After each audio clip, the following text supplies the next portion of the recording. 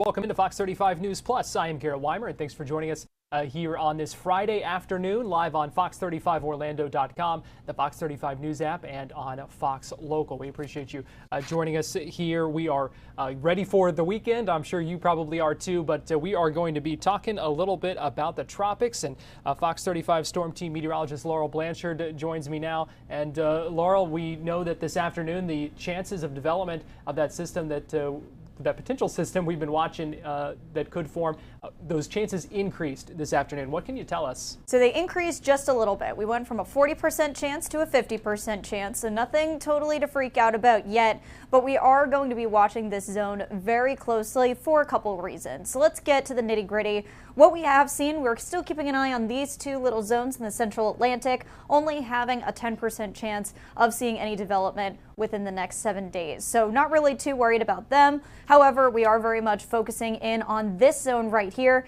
this 50% chance where we may see a low pressure system start to form early next week.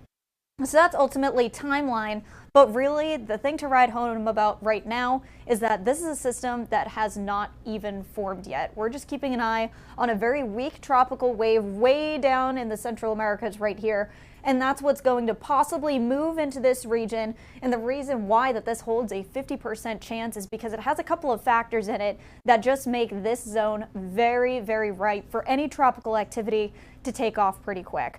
So what we're seeing right here is very warm ocean water and not a lot of shear. When you have both of those, the ocean water acts like jet fuel for any tropical activity, and the low wind shear allows for storms to really pick up very quickly. So that's why we have this 50% zone that we're going to be watching within the next couple of days.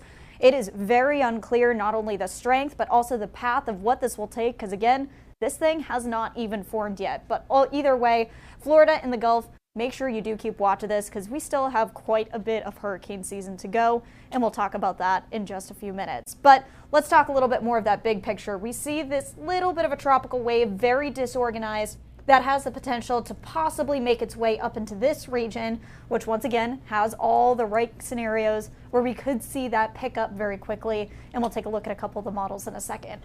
But once again, we just mentioned that this is really seeing a lot of that very warm ocean water. So we can see in that zone, starting here with this extreme right to the south of Cuba, we can see that especially moving across the Yucatan Peninsula, still seeing that very, very hot ocean water, very, very warm ocean water, extremely warm ocean water, again, acting like jet fuel. If anything does roll into this region, it has the potential to pick up and intensify very, very quickly.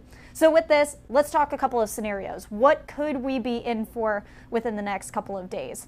So here's scenario number one. This is mainly what half of the models are saying, half of the models saying something completely different. This is probably going to change about 100 times before this even starts to form, and then they'll still be a little bit unsure until this thing really does start to pick up that little bit of speed. But here are the two main scenarios of what we're seeing right now. Let's start with a little bit of a darker one, especially because it could have a direct impact towards Florida.